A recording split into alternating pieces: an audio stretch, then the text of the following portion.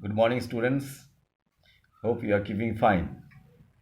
Please take your book and pencil in hand. Open page number 55 56. Remember, in the last video, we had discussions on the types of wind. Under that, we were discussing local winds and their types.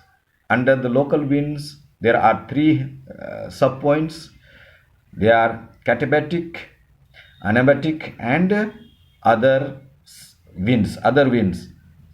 And in the last point, other winds, one of them is Kalvaishaki, remember? And that is what we are going through nowadays. Every day raining, okay, and it is Kalvaishaki. Vaishakhi. It's a special rain for West Bengal and other parts of India also, but it comes in the form of thunder, lightning, hailstones, and rainfall altogether. Okay, let us go further today and discuss about the variable winds. Variable means not the same. Okay, variable means not the same, different. So the variable winds is affected and that affects in a small area for a short period of time. Small area and short period of time generally. The example is the cyclone and anticyclone. Cyclone and anticyclone. What is this cyclone and anticyclone? Cyclone that creates the low pressure belt is created, and the wind is what called and wind blows and then creates the high pressure. High pressure is the wind that blows from the center to the outside, blows out, let us say, blows out. So this is what there are two diagrams that is there. You remember the explanation, we go. So they are associated with low pressure at the center.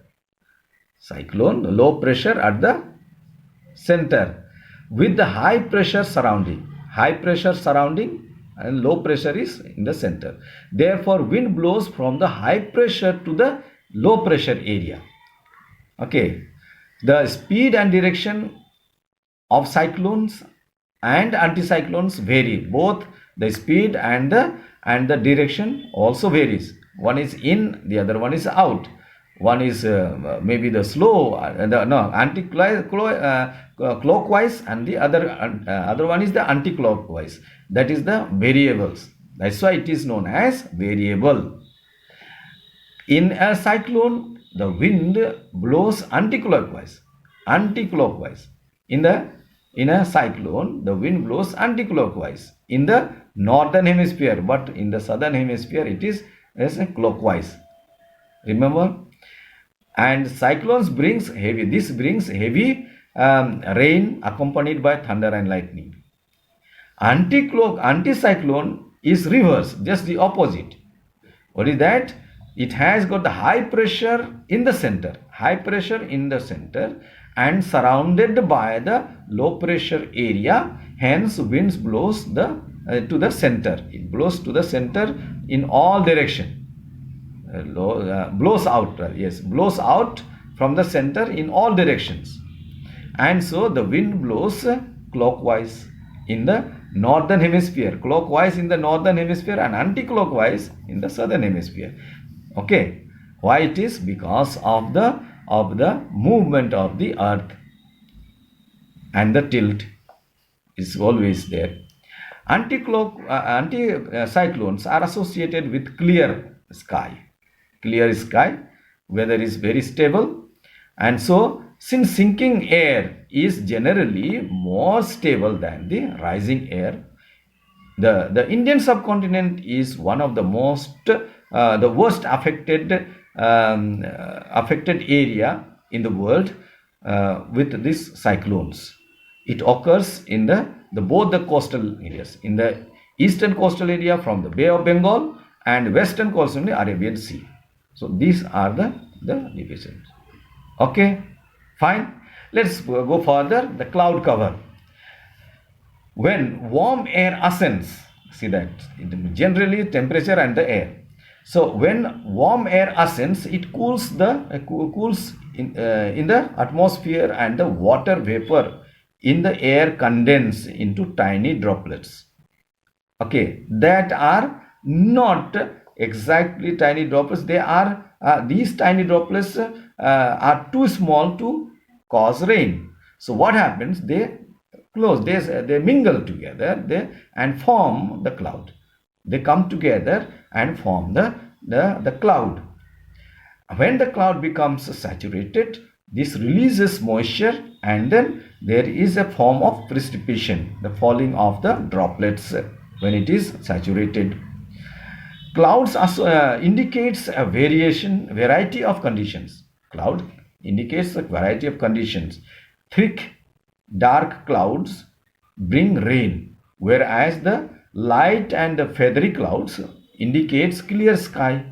That's all. During the daytime, the top of the clouds reflects a large portion of the insolation, thus reducing amount of heat. So night, so it reflects.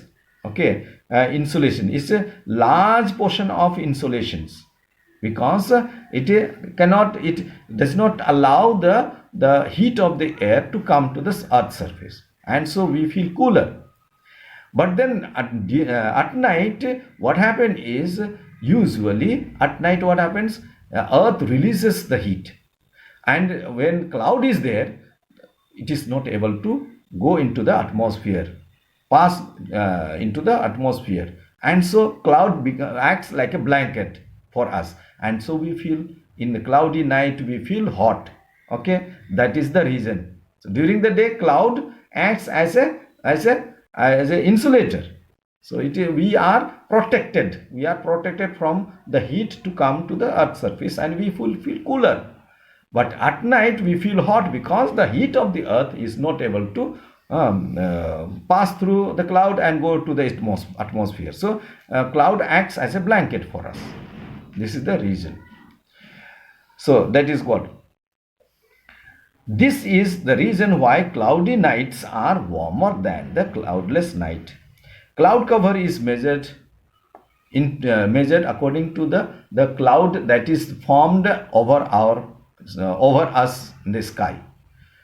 That is, we look at the sky and see how much it is covered. It is measured in octas. Octas means 8. That means 8. It is divided into 8. Okay, divided into 8. Whole thing is divided into 8, so it is known as octa. Octa. Each octa stands for 1/8. Each octa stands for 1/8. Eighth of the sky. 1/8 of the sky that is covered by the cloud. So when you see measured 4, divide 4. So there are 4 here. See that in the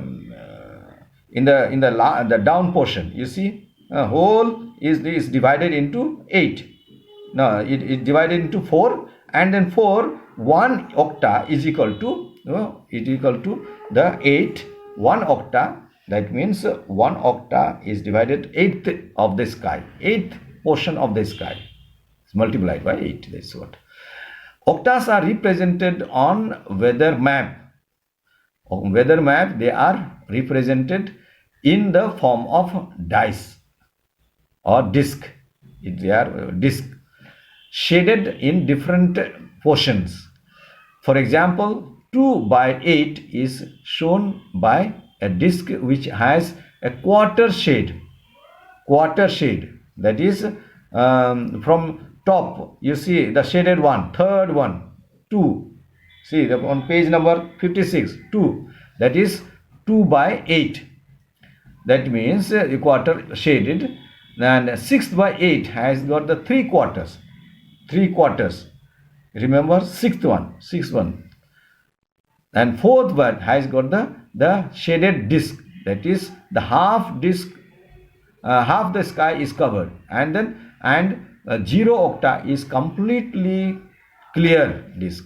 So this is how the octas are measured or shown in the map.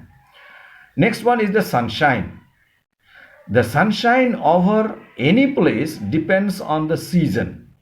Okay, on the season, latitude of a place, and the amount of the cloud cover in the sky. Latitude and the cloud cover, it depends on the latitude and the cloud cover that over a place, that is called sunshine. Places which are located near the equator receives direct sun rays of the sun. As we move away from the equator of the towards the tropics, both the tropics, Tropic of Capricorn and Tropic of Cancer, the sun rays become more slanting. Beyond the tropics, the sun rays becomes extremely slanting, and the intensity of the sun rays is lowest. Direct rays of the sun gives more heat than the slanting rays. This is the reason why equatorial region has hot, temperate regions are cool, and the polar region is extremely cold. Yes. Summer season, this is already we have discussed. I am going a little faster.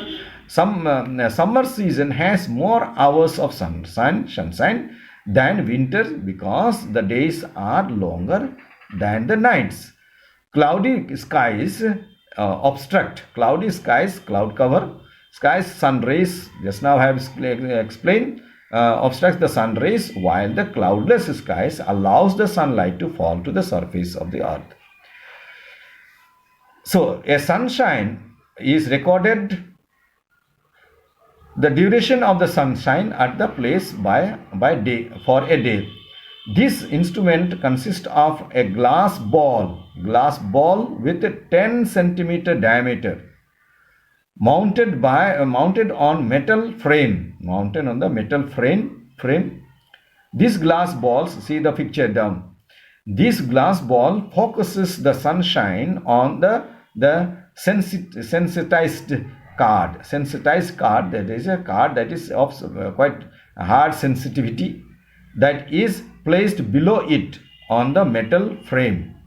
The sun rays makes the burn mark on the card. Sun rays makes the burn mark. The continuous burn marks shows the continuous sunshine. Broken marks makes the irregular sunshine.